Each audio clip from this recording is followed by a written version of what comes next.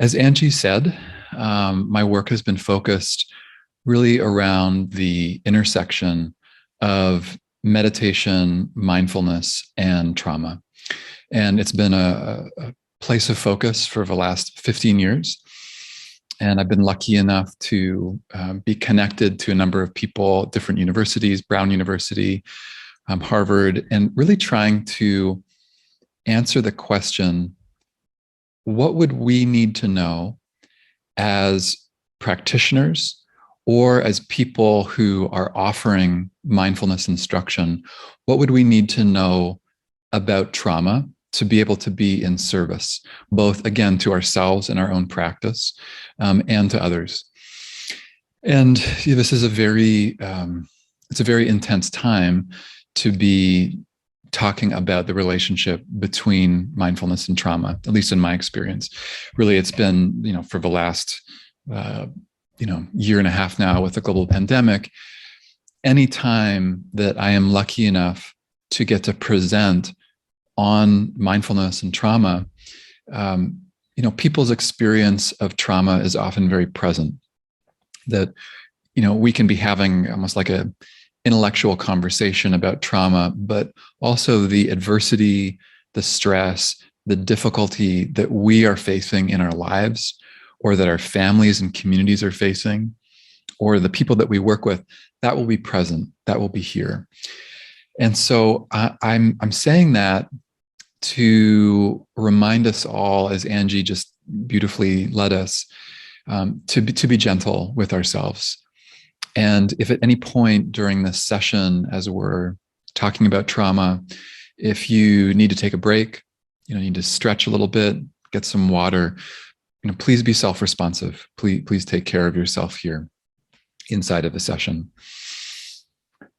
We'll be doing a mixture here of also some practice, and there'll be some lecture. So I'll be introducing you really to this framework around trauma-informed practice, but I also want this to be dynamic for all of you. So there's the chance for us to practice together. And, ultimately, I want you to be coming away from this session with some very grounded tools that you can use. I'm hoping some of them will be new for many of you, and also a framework that you can apply in your work. So how the session will go is I'm going to talk a little bit about trauma-informed meditation and mindfulness. I'm just going to set a little bit of scaffolding for us, or a foundation to build on. And then we'll move more into practices over the session. So we'll talk about different frameworks that you can work with and actual different practices that you can use around your breath and your body. There'll also be chances for question and answer. I love to engage with the community. It's partly why I love coming here, and I was really excited to connect with all of you. So if you have questions, please chat them along the way, and Angie and I will do our best at certain times to respond to your questions here. I won't be watching the chat directly, so if you chat me directly, I won't necessarily see it. Just want to begin with a personal story. Let you know a little bit about why I care about this topic so much. So I grew up in Canada, and I was a meditator, and I'm a psychotherapist, and I was doing work around trauma. And my mindfulness practice was very helpful as a psychotherapist to support me when I was working with people. At some point, the trauma that I was working with, I began to have some symptoms, and I was very burnt out and having a difficult time. And I was on some meditation retreats, and I was having a very difficult time in practice, where I was finding myself really focusing on traumatic thoughts, memories of certain sessions that I had had. I was feeling very dysregulated and having difficulty. And the general instruction from the teachers that I worked with was just to continue focusing on the sensations or what was dysregulating.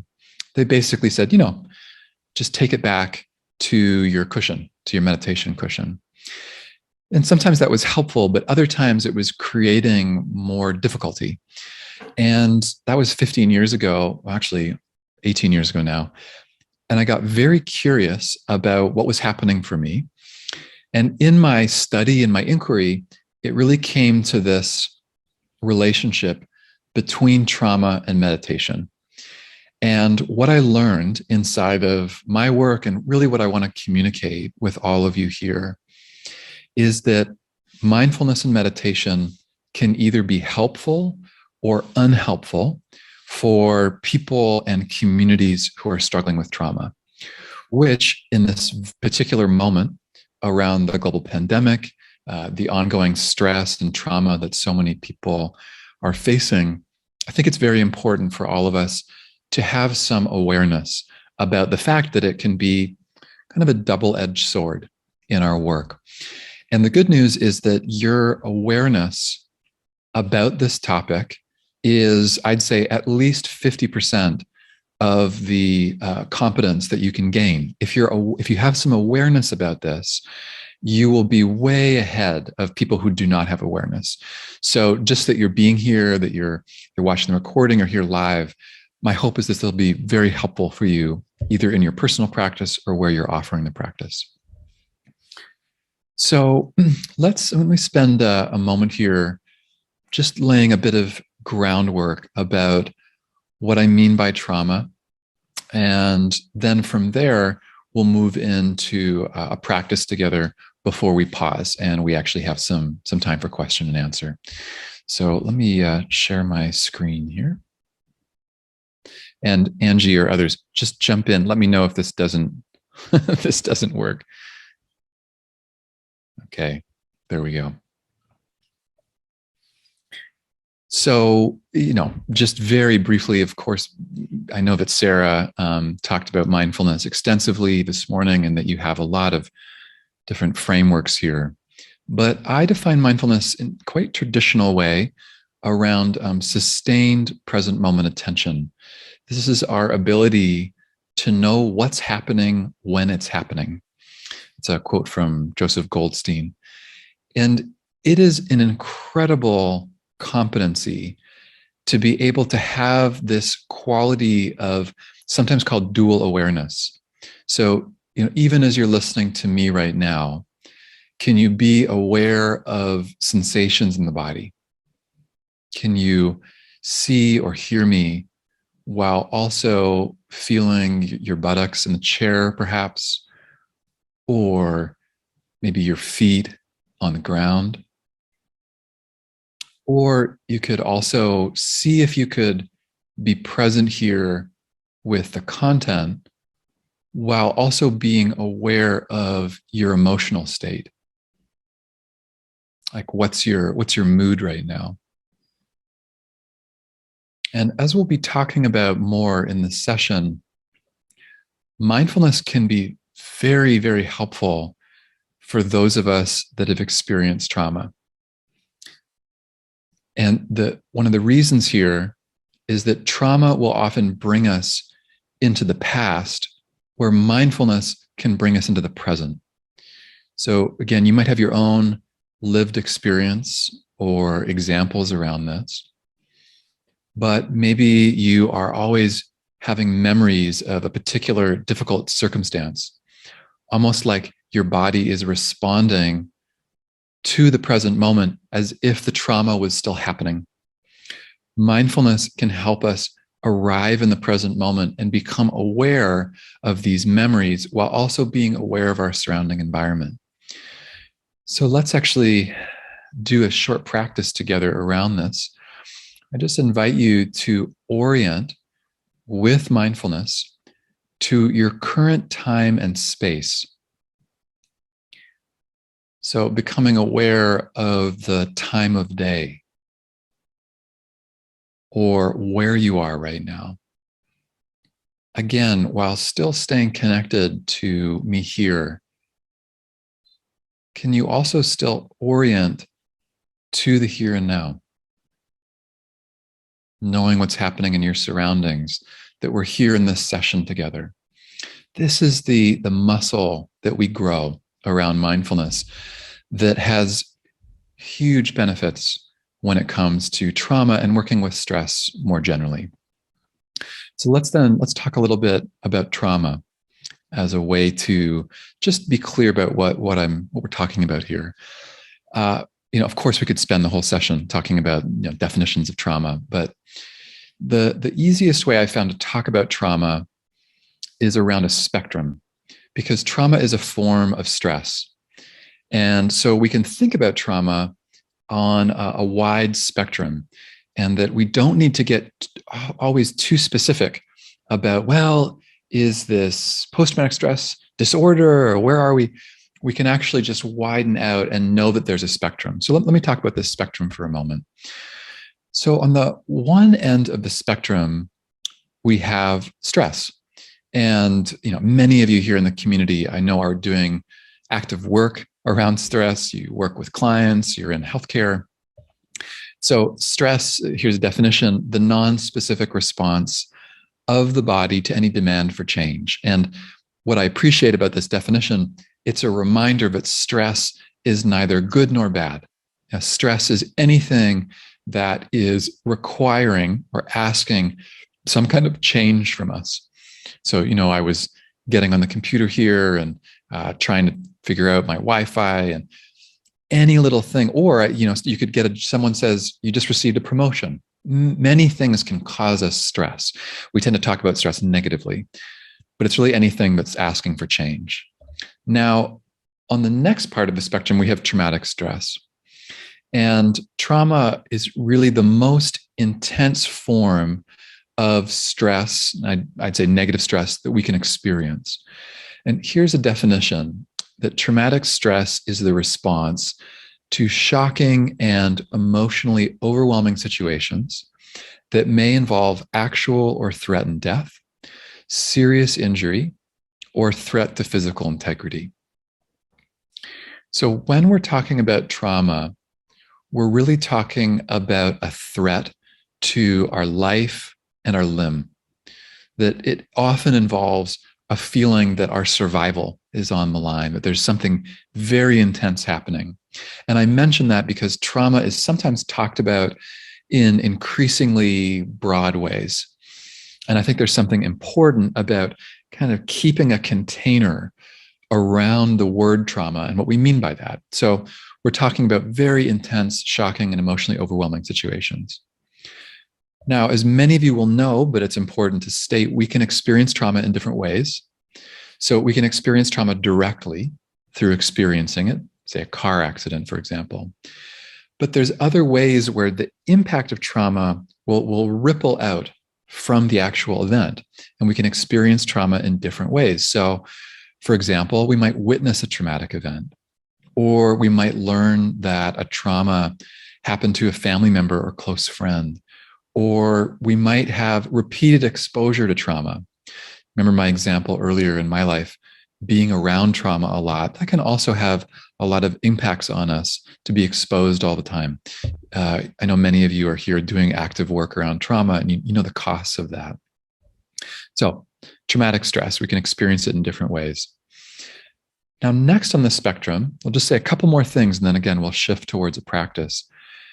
We have something known as post-traumatic stress. And this is stress that we are experiencing beyond an actual traumatic event or series of events. So many of us, the majority of us, will experience trauma in our lifetime. So some of you on this here in the session, you might have had experienced trauma really quite recently or in this last year. And that does not mean that you will be worse for wear. We live through trauma, but we also heal from trauma. Of course, we are deeply resilient as people, as communities. So again, just because we live through trauma, it doesn't mean we have ongoing symptoms. However, there are some people who experience what's known as post-traumatic stress, symptoms that are carrying on past the traumatic event. There's a couple different areas that we could talk about here. Very briefly, intrusion. So some symptoms that we are having intrusive thoughts, intrusive memories, or maybe we have avoidance. We are actively avoiding sensations in the body, or we're avoiding memories of the trauma, or even particular locations that we might avoid. So that's also a behavior with post-traumatic stress. And also we have what's known as arousal and reactive symptoms. So that means that in our nervous system, we're often experiencing too much or too little energy. That at any point we could be very hypervigilant, or we might actually be very numb and dissociated. So those are some areas around post-traumatic stress. And again, some of you might be experiencing this yourselves. You might know people who are experiencing post-traumatic stress. It's a period of history, I'd say, where post-traumatic stress is very prevalent right now. And then finally, we have post-traumatic stress disorder, or PTSD. Again, there might be some of you here where, deep bow, you might be trauma professionals, so you know this. But for others that are new, PTSD is when we take these different areas of symptoms and we say, if you have these symptoms for this amount of time, often in this case for a month, then you qualify for a diagnosis of PTSD. Again, many of you would be familiar with PTSD. Okay, so why am I saying this? This is just to acknowledge that in any moment, here we have this very powerful community coming together in this webinar. In any moment, in any community, there will be a whole spectrum of trauma. So research says 90% of us will live through a traumatic event. And it seems like most of us, it would be 100% that will experience trauma in our lives in some level. And that 3.5% of the population in any given moment will be experiencing PTSD. So that means that there is a range of experiences that are happening. Now, my work here, as I talked about with Angie beforehand and work that we've done, it's not to train you all to be able to diagnose post-traumatic stress or post-traumatic stress disorder. I train people around trauma-sensitive or trauma-informed practice. We'll talk more about that. It's not to become a trauma professional, but it's to be able to acknowledge there is this wide range of trauma and that we can learn how to be prepared to work with it skillfully. It's not that you're training to ask questions and say, well, is this experience post-traumatic stress disorder, or what's happening? It's actually to say, it sounds like this person might have experienced trauma. What are the interventions that I could bring or offer, either to myself or to others, that would help them gain the full benefits of meditation practice? Because just because someone's experienced trauma, it doesn't mean they shouldn't meditate. On the contrary, we want people to be practicing, meditating, but they may need specific tools to be able to access the benefits of practice. So that's what I wanted to cover around trauma. Let me say one thing briefly about trauma-sensitive mindfulness, because that's the topic title of this presentation. And then we'll do a practice, and then we'll open it up for some question and answer. Here's a proposed definition of trauma-sensitive mindfulness. At the most basic level, trauma-sensitive means that we are sensitive to the needs of people who are struggling with trauma. That's really what we're dealing with here. I believe, it's a very important moment to be trauma-sensitive or trauma-informed, as it's sometimes talked about. But here's a definition. It involves 4 R's. Very briefly, if you are trauma-sensitive in meditation, you have done work first to realize how widespread the impact of trauma is. You can recognize trauma symptoms. You can respond to them effectively. And the whole time, you're working to actively avoid re-traumatization. I think of these 4 R's like 4 notes of a chord, played all at the same time. So you've realized how widespread trauma is. You can recognize trauma symptoms. You can respond effectively, and you're working to avoid re-traumatization in your work. That's really what we're up to. So let's do a practice together. We can talk about this all we want about what do we mean trauma sensitive, but I want to offer you a mindful practice here to help you feel what I mean by trauma sensitive. And then we'll pause and we'll have some time for questions and dialogue. So this will be about 4 or 5 minute practice. And to begin, I invite you to kind of pause, take a sacred pause here. Maybe taking a couple of deeper breaths as we begin. You could have your eyes open, or you can have your eyes closed.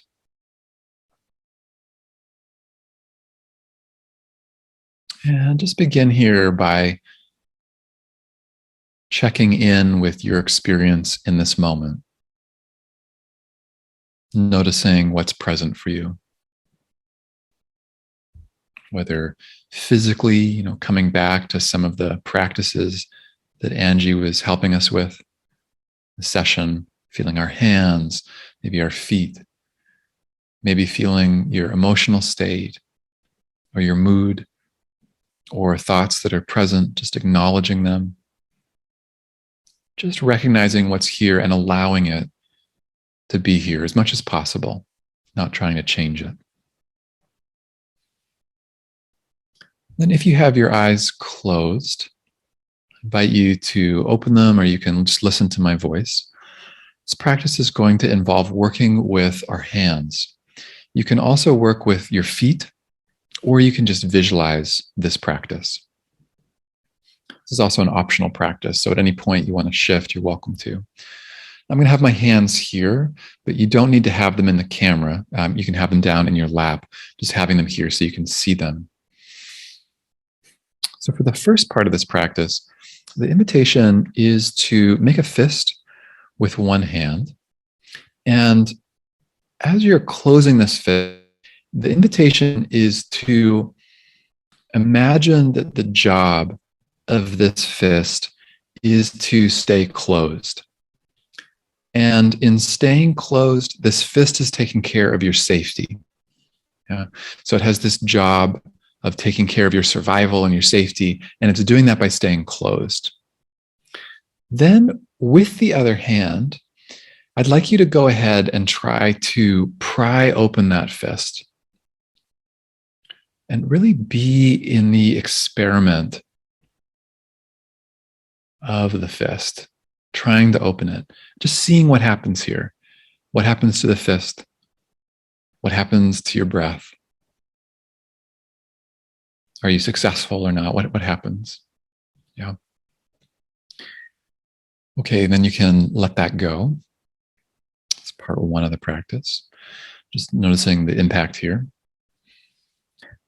And then for the second part of the practice, you're going to do the same thing. So fist is closed, taking care of your safety.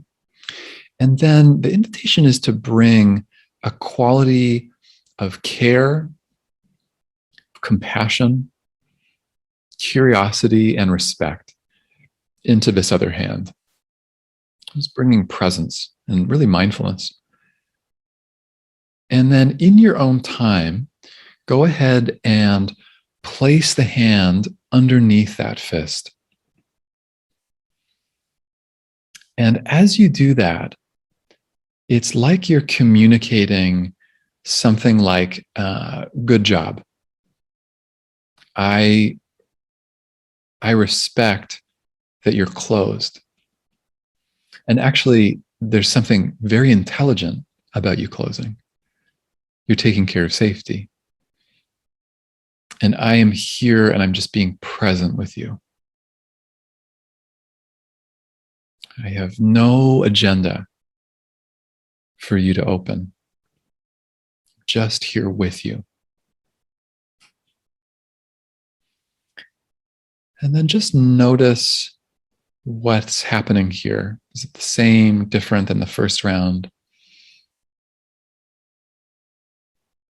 You could also notice, are there any particular words or phrases that the closed fist would want to hear, that would feel supportive? Like, I understand why you're closed. Or I'm here, I'm just simply here with you. Just experimenting with that for a moment. And then in the next few breaths, we'll be shifting from this practice, knowing that you can return here at any point. Just beginning to let that go.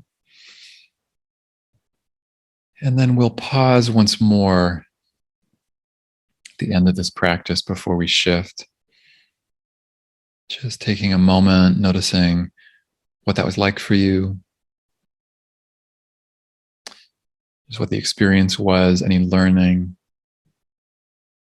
noting if it was different between the first and the second. And just an experiment. The reason that I wanted to do this practice, based on everything that we talked about so far, is that, as I said earlier, when we're working with trauma, we're really at the domain of life and limb. It's really about survival. And so when we're working with ourselves or other people, they will have strategies that have taken care of their safety and their survival. And when it comes to trauma, if we try to, force people to open or change, or we have agendas for them, it tends to, as many of you know, it tends to not go well. We need to come with a certain quality, as Angie was just saying, of safety in ourselves and extending safety to others. It's really a quality of presence that we can cultivate. So I offer that as a practice that we can do for ourselves and for others. I was in a meditation group on Zoom, and there was someone in the group who, after a meditation, they said, I just really didn't like that meditation. I felt frustrated, angry, and they just said, I wanted to run away. I didn't want to be here. I didn't want to be in this group. And the teacher, I was very curious, like, how will the teacher work with this? And the teacher said, do you know how far away you want to go? You want to run away. How far away do you want to go?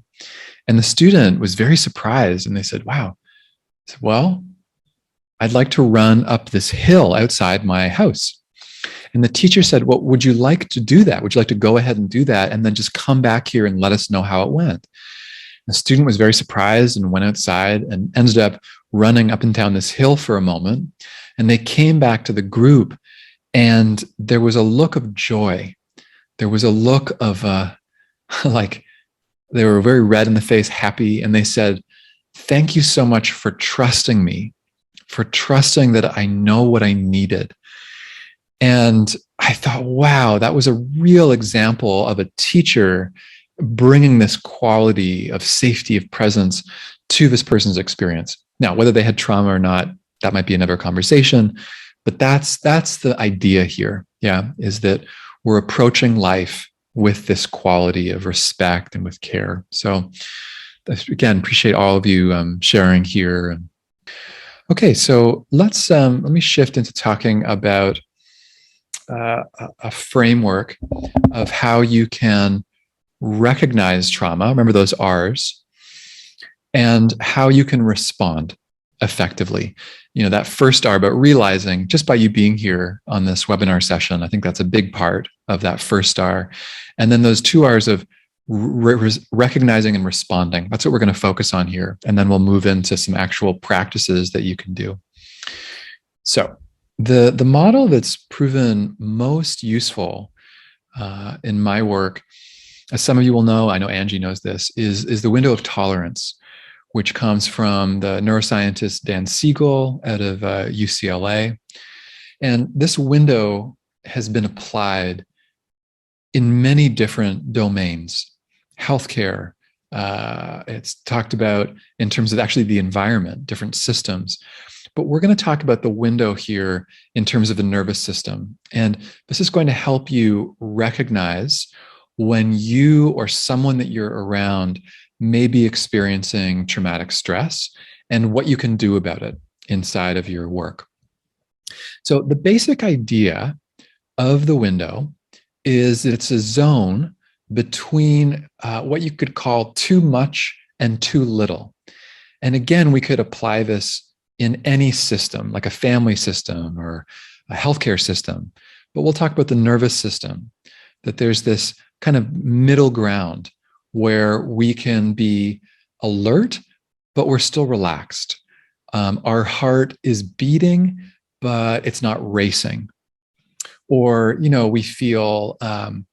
might feel stress, but we don't feel completely taken out and overwhelmed by it. Yeah, so there's lots of ways we could talk about the window, but it's basically a window where we can literally tolerate our experience. Now, briefly, on either side of this window, we have sort of too much and too little. So the technical term is hyperarousal. And this is when we're feeling hypervigilant, very full of rage, or very stressed out, a lot of energy in the body. It's more hyperarousal. And then on the bottom, we have hypoarousal, meaning too little physiological arousal. So this is where we might feel spacey or numb or dissociated or foggy. And I want to give you a moment here just to notice, where are you right now in your window of tolerance? Are you more in the yellow in your window? Or are you more towards hyper arousal or hypoarousal? You could even imagine, where would you place yourself on this slide? Would you place yourself somewhere in the middle, or up top, or on the bottom? And then see if you can notice what told you that that's where you are in your window right now. Because that's very much a mindfulness practice, is being able to observe the information that tells us what's happening for us. So for example, for me, I feel pretty solidly in my window, maybe up a little bit in the top of the yellow window, but I can feel my buttocks in the chair. I feel my chest, my breath feels steady. I feel aware that I'm here with all of you. So that's where I'd place myself. What would be for you? Maybe it's certain thoughts, certain sensations. And then I want to say two things about the window as it relates to trauma.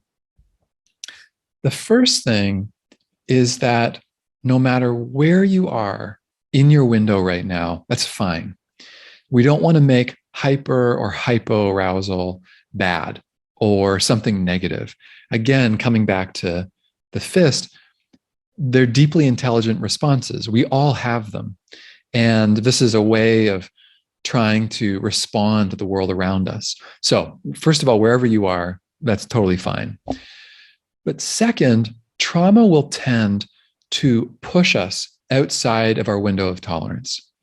If we're experiencing trauma or we're experiencing post-traumatic stress, we tend to experience something known as dysregulated arousal, which means that we're in hyper or hypoarousal. So, a couple of examples for this is, I work with a client who said, at any moment, I feel like I'm just going to be filled with rage and hypervigilant, and I'll be sweating, and I feel so panicked, and I don't feel like I'm in control of when I'm in hyperarousal. Or some people might say, I was watching a movie, or I was with my friend, and all of a sudden I became very dissociated and numb. I was in hypoarousal. So this is a very common symptom of post-traumatic stress. You might remember here, I talked about arousal and reactive symptoms. This is a core symptom of post-traumatic stress, is this oscillation between hyper and hypoarousal, or finding ourselves out of the window all the time. Okay, so why is this useful for us here in trauma-sensitive mindfulness? We can learn signs of dysregulated arousal.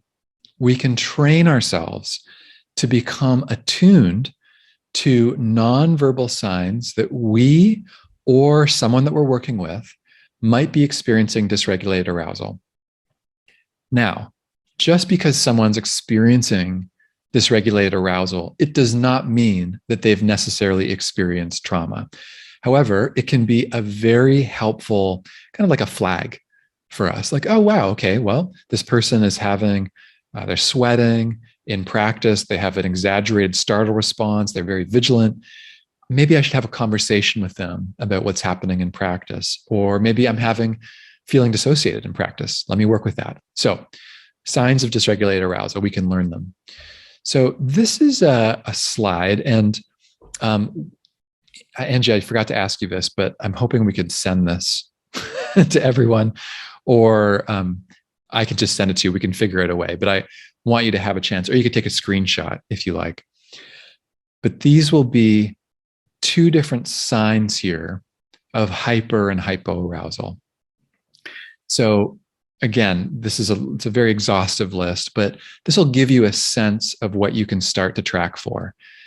Agitation, some hyperactivity, tingling, twitching, feeling like you're hyperventilating, that shortness of breath, increased heart rate. There's so many different things that we can look for. The easiest way to talk about this is like the accelerator of the car is slammed to the ground. Yeah. And we're experiencing too much arousal. We also have signs of, it should say not dissociation, signs of hypoarousal.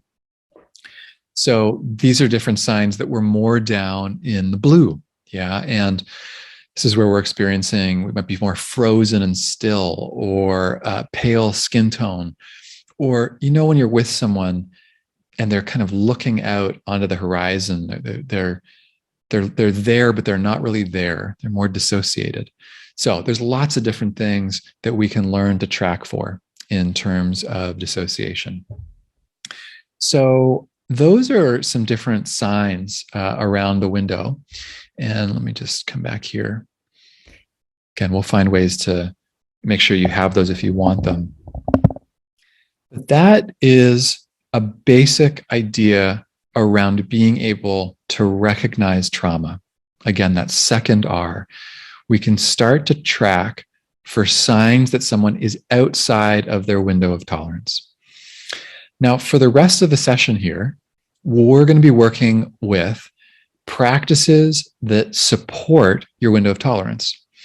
And here's my proposal to you all, and then I'll pause and see if there's any questions. My proposal is that sometimes it will be useful in your meditation practice to do something different than meditation. One of the ways this is talked about is the difference between being with and working with our experience. Sometimes it will be the most important thing will be just simply being with our experience in a non-judgmental way. Yeah, so I'm sitting in meditation, I'm experiencing pain or discomfort, and I'm able to just be with my experience. I'm cultivating mindfulness. There are other times where I actually want to work with my experience. I'm going to do something actively different. So maybe I place my hand on my heart.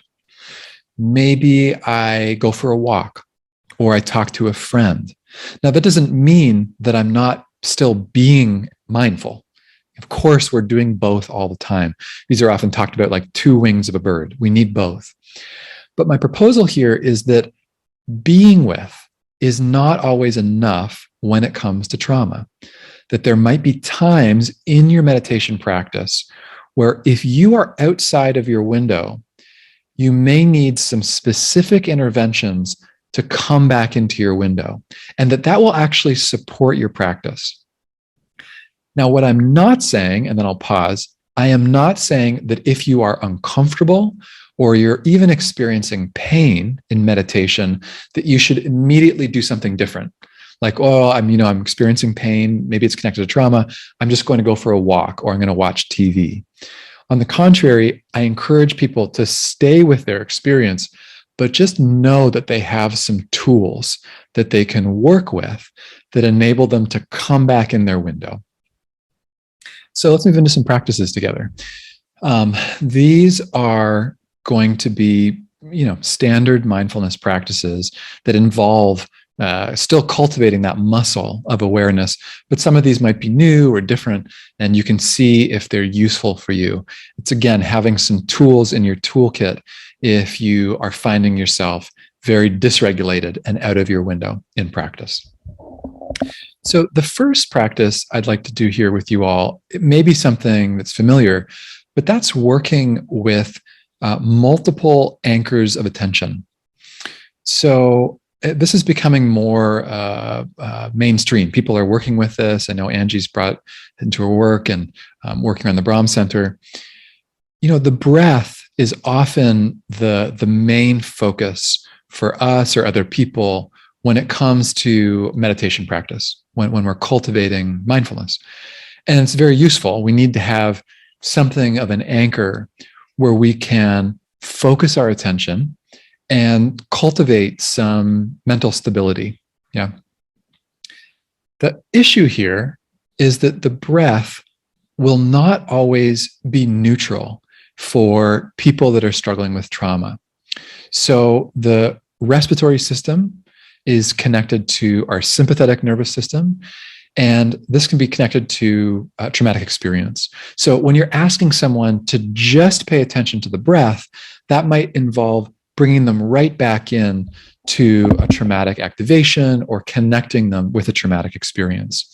So because of that, it's useful to have multiple anchors of attention that we can work with. Sometimes for some people, it won't be the breath. It will be working with other sensations. So we're going to do a practice here of working with 3 different anchors of attention that you can incorporate into your practice or in your instruction that you can offer to others. This is going to involve working with the breath, second, sensations, and then third, we'll also work with sound. And so we'll start with sensations, we'll go to sound, and then we'll go to breath. And this is just an experiment. If at any point you feel like you want to shift, do something different, of course you're welcome to if you're feeling overwhelmed. Otherwise, I invite you to find the posture here that feels supportive of a short practice. A posture where you can be both alert, but also ideally relaxed. You're welcome to have your eyes open and downcast or closed, whatever feels supportive and comfortable for you. And just begin here by seeing if you can recognize what's here, what's present. Just noticing this beautiful practice over and over again of simply recognizing and allowing what's here to be here. And then when you're ready, I invite you to choose some sensations that are not connected to the breath to focus and anchor your attention.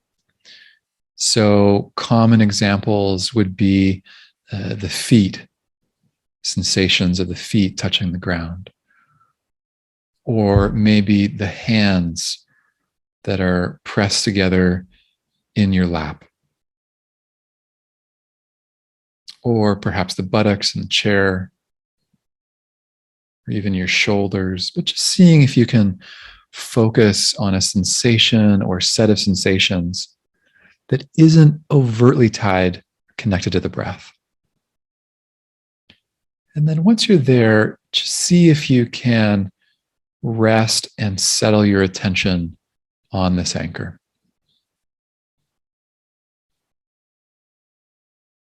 Letting it be a point of attention and focus for this next minute. And if at any point during the practice you find yourself distracted or lost in thought, the instruction is to gently bring your attention back to this anchor.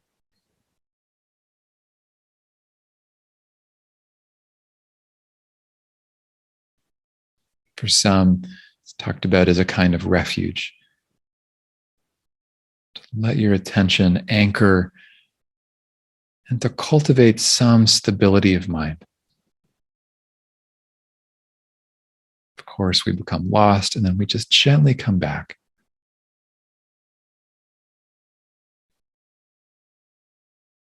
And then in the next few breaths, we'll shift to a second anchor, and that's sound.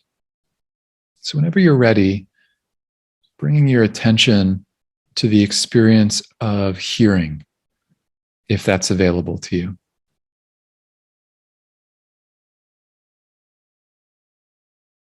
Seeing if you can simply be with the experience of hearing and letting that be an anchor. Not necessarily traveling out to sounds, but letting yourself be receptive.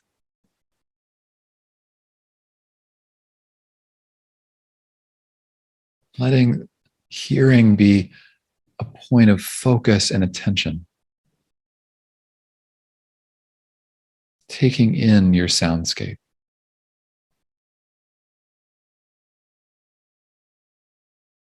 Also noticing the quality of connection with this anchor.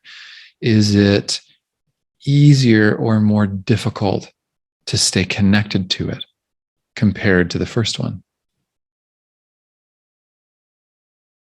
Keeping some awareness about this practice, some learning.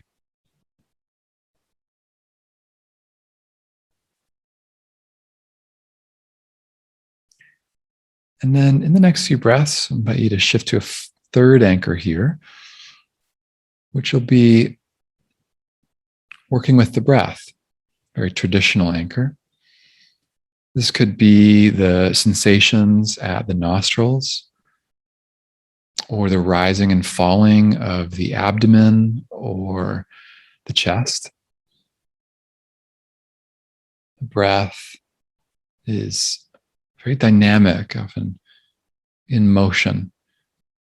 So seeing if you can tie in to some aspect of the breath as a way to cultivate mindfulness, some mental stability here.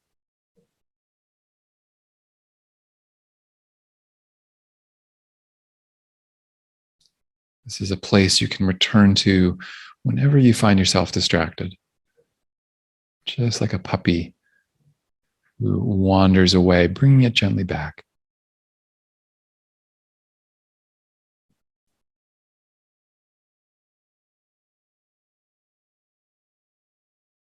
And then for the final part of this practice, simply noticing what would be your preferred anchor to work with right now.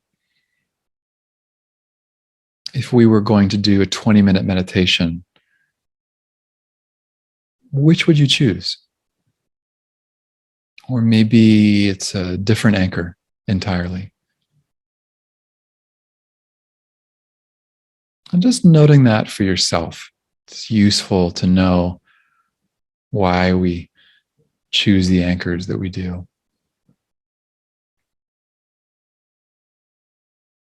Great. And then in the next few breaths, we'll be shifting here. So invite you to begin letting this practice go. It could be with a couple of deeper breaths or a little bit of movement, but just preparing to come back here. Okay, great. So that is first trauma-sensitive practice around working with different anchors of attention. And choice is a very big part of trauma-sensitive practice.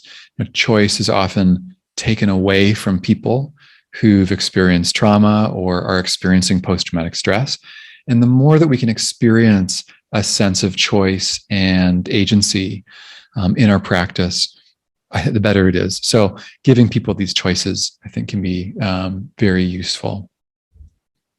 I think I saw a hand raise. And I want to see if it's a specific question about this practice, be great to address it.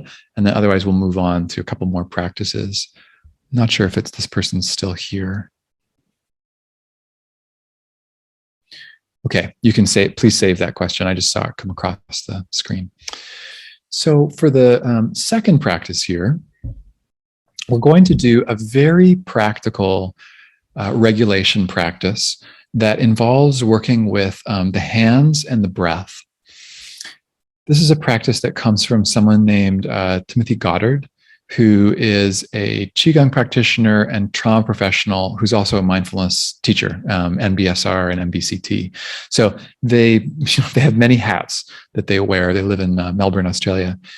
And I was there teaching, doing some work around trauma-sensitive meditation. And Timothy had been teaching for about 20 years. And I said, what is your number one practice around helping people to regulate when they're out of their window? If they're finding that meditation is not useful, if it's too much for them, they're overwhelmed, what do you do? What practice do you do? And she said, this is my favorite. By far and away, this is my favorite. So we'll do this together. I'm going to have my hands here, but you do not need to have them up here. You can have them down in your lap if you want. And I'm going to have my hands like this, but you can also have your hands like this. There's a movement. Or you can work with your feet, same movement, or you can visualize this practice. So to begin, just invite you to take a moment here and once again, just drop your attention internal. Notice the quality of your breathing right now.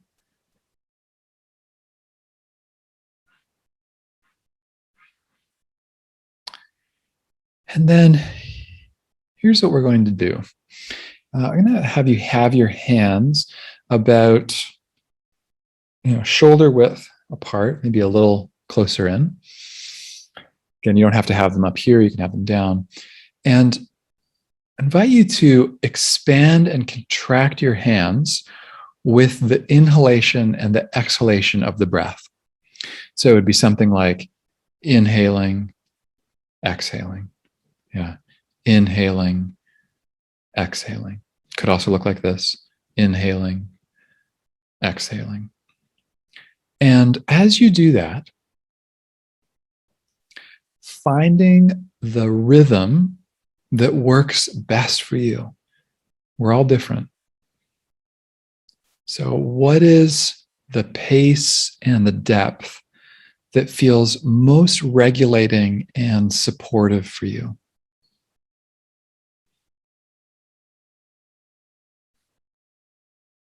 We can just stay curious and also feel the way here that you're in control of your breath, that you are dictating how deep the breath will be and the pace of it. This is important when it comes to working with trauma. We often feel out of control, and this is a way to feel more in control.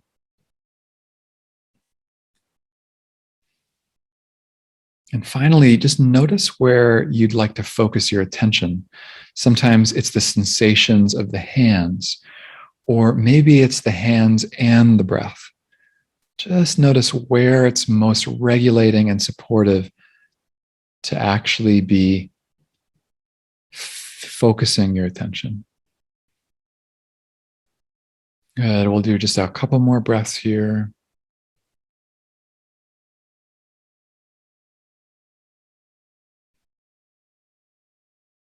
Great. And then in the next few breaths, you can let that go.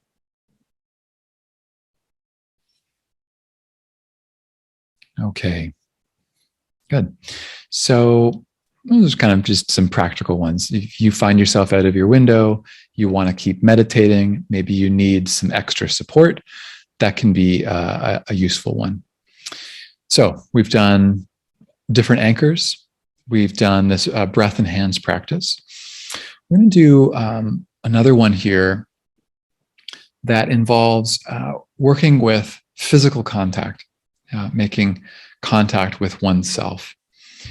There's some research that suggests that just the simple act of making physical contact with the body with some degree of presence can be highly regulating, that it can, figuratively support the window of tolerance. But there's different ways that we can do this. Similar to the anchors, we want to be providing people with different choices. We want to have some different examples at our disposal. So I'd like to guide you through practice here. And then I'll offer a couple more kind of practical details, and then we'll shift over to some question and answer. So same as before, finding a posture that you'd like to be in. And we'll do 3 different rounds of making physical contact.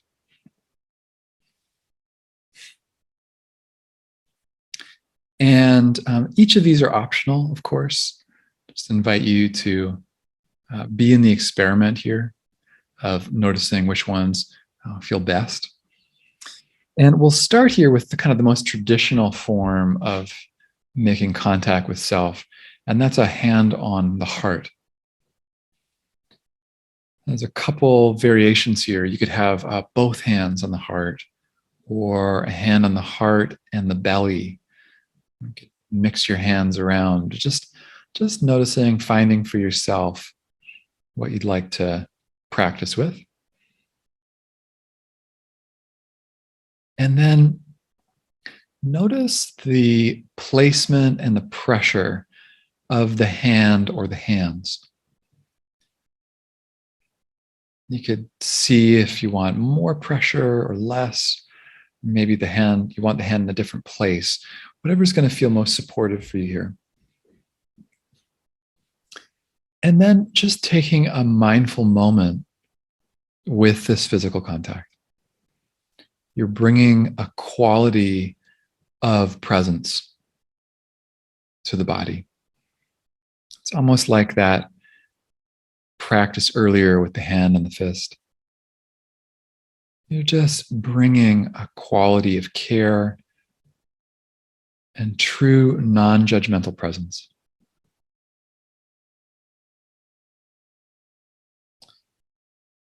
You could feel and focus your attention on what it's like to offer that contact, or maybe on the sensations at the chest or belly of receiving the contact.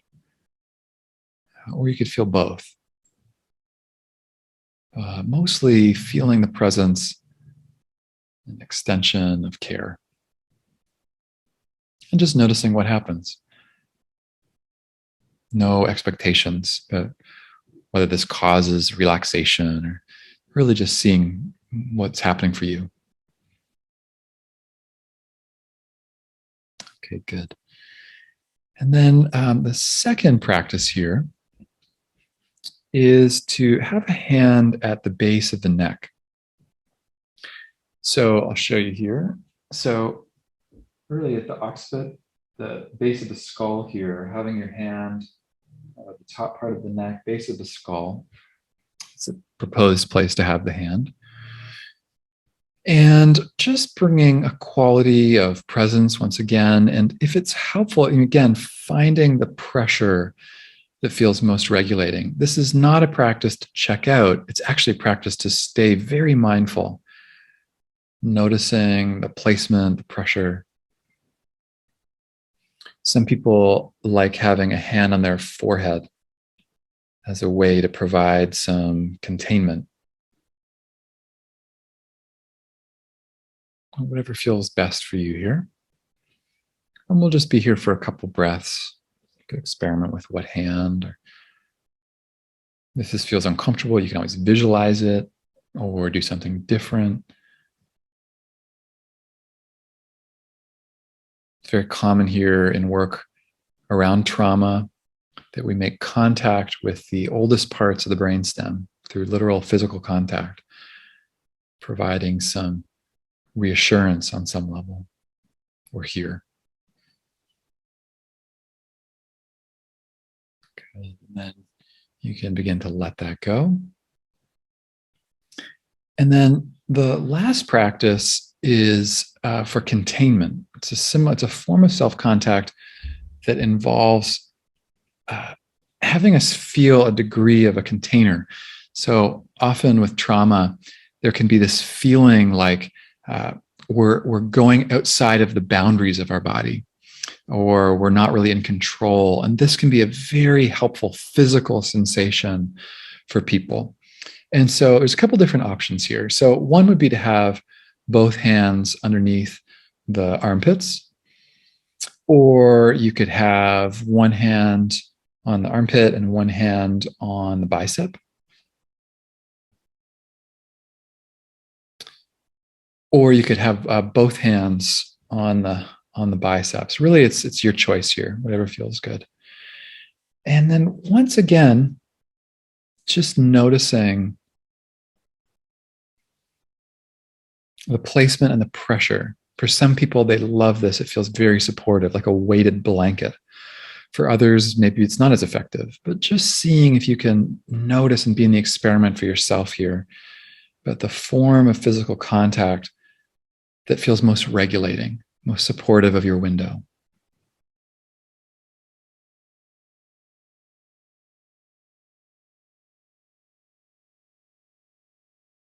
Good. And then in the next few breaths, you can let this one go. And then we'll just take a brief pause here before shifting back.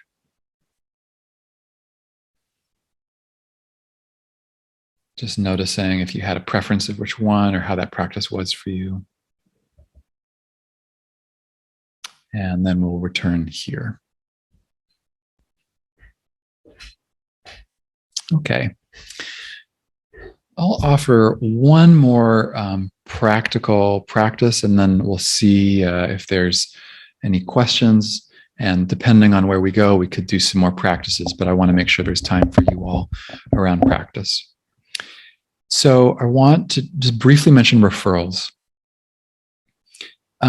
If you are someone who, well, often the question comes up, when would I know when to meditate or when to do something different?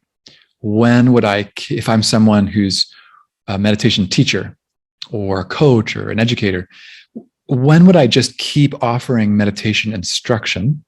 And when would I actually suggest that a person gets more support, whether it be a mental health professional or a trauma professional? You know, there might be times where we're working with someone where we feel like, wow, I do not have the competency to be able to work with this person around the trauma that they're working with. My proposal to you all would be, if you're working with someone, or if in your own practice, you find that during meditation, you are becoming more dysregulated, meaning that you're out of your window and you're further out of your window inside of practice, or maybe even later that day, that's a cue that someone likely needs more support than you or that meditation can provide. So just to repeat that, if a student that I'm working with is out of their window and during meditation, things get worse, or they send me an email 2 days later and they say, I feel very, very dysregulated, then I might say, we need to talk about you getting some support around trauma work, or I might just say, just some general support. The final recommendation about that is, if you are to recommend that someone receives some support around their stress or their trauma, to do so in a way that is uplifting and supportive versus shaming and isolating. So, you know, I hear a lot of stories about people say, my teacher just said, like, I can't work with you and you're too much. You have to go see a therapist. And they felt really ashamed. Versus if a meditation teacher said, hey, I really care about you, and my commitment here is to support you in your practice.